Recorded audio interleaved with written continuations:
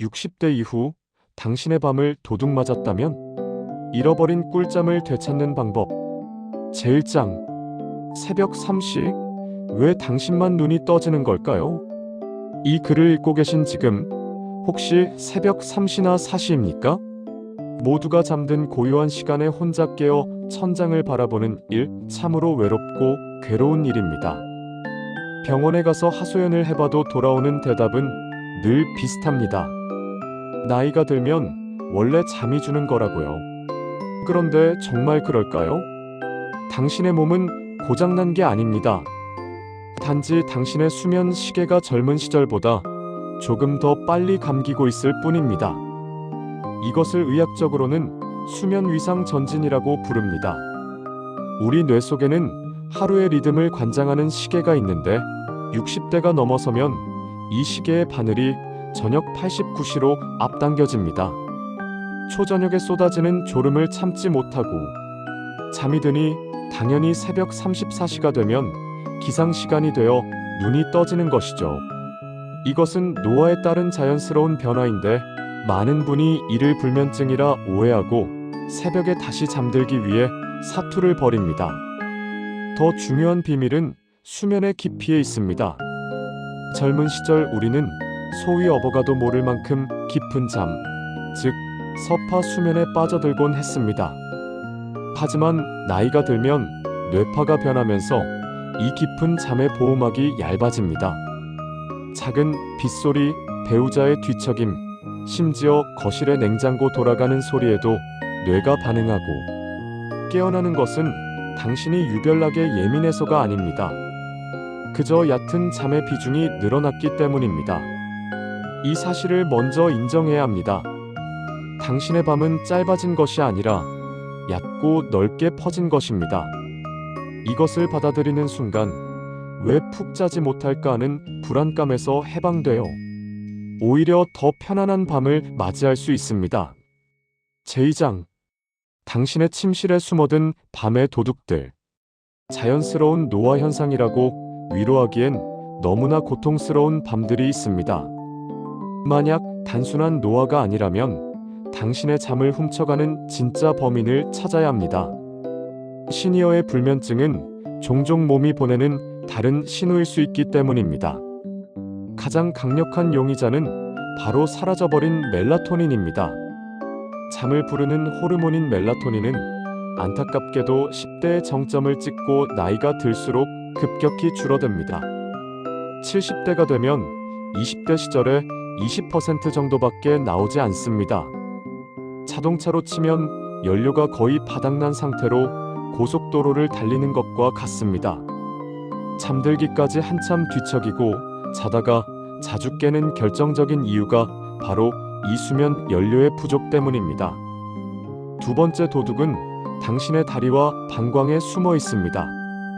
자려고 누웠는데 종아리에 벌레가 기어가는 듯 스멀거리는 느낌, 혹은 전기가 통하는 듯 찌릿해서 다리를 움직여야만 살 것 같은 기분을 느껴보셨나요? 하지불안증 후군이라 불리는 이 증상은 시니어 불면증 환자의 상당수가 겪고 있지만 정작 본인은 이것이 병인 줄 모르는 경우가 많습니다. 또한 전립선 비대나 과민성 방광으로 하룻밤에 서너 번씩 화장실을 들락거린다면 아무리 잠을 청해도 수면의 질은 바닥일 수밖에 없습니다.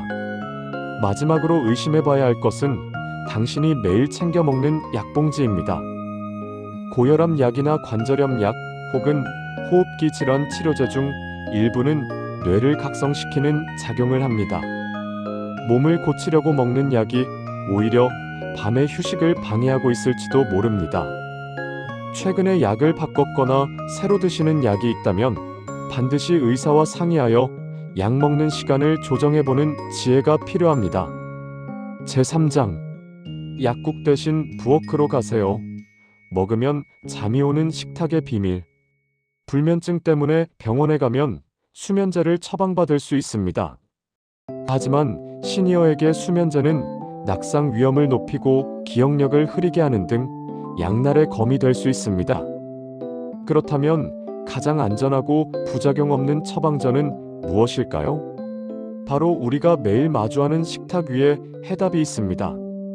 수면을 돕는 최고의 영양소는 트립토판과 마그네슘입니다. 트립토판은 우리 몸속에서 행복 호르몬인 세로토닌을 거쳐 수면 호르몬인 멜라토닌으로 변신합니다. 마그네슘은 긴장된 근육을 풀어주고 신경을 안정시키는 천연 진정제 역할을 합니다. 이 보석 같은 성분들이 가득한 음식을 소개합니다. 첫 번째는 붉은 보석이라 불리는 타트 체리입니다. 일반 체리보다 신맛이 강한 타트 체리는 식물성 멜라토닌이 가장 풍부한 과일 중 하나입니다. 실제로 타트 체리 주스를 꾸준히 마신 사람들이 그렇지 않은 사람보다 수면 시간이 늘어났다는 연구 결과도 있습니다. 저녁 식후에 진한 타트 체리 주스 한 잔은 그 어떤 영양제보다 훌륭한 수면 유도제가 됩니다. 두 번째는 우리에게 친숙한 상추입니다. 상추를 많이 먹으면 졸린다는 말 들어보셨죠? 이것은 단순한 속설이 아닙니다. 상추 줄기를 꺾으면 나오는 하얀 진액 속에는 락투카리움이라는 성분이 들어있는데 이것이 신경을 진정시키고 최면 효과를 냅니다. 저녁 밥상에 상추쌈을 푸짐하게 올리는 것만으로도 당신의 뇌는 휴식 준비를 시작할 것입니다. 세 번째는 대추차, 특히 대추씨입니다. 한의학에서는 대추를 마음을 편안하게 하는 약재로 씁니다. 여기서 중요한 건 대추살보다는 씨앗입니다. 산조인이라 불리는 볶은 대추씨는 불면증 치료에 쓰이는 핵심 약재입니다. 대추를 끓일 때 씨를 빼지 않고 통째로 푹 고아내어 따뜻하게 한 잔 드셔보세요. 몸이 나른해지며 잠이 스며드는 기분을 느낄 수 있습니다.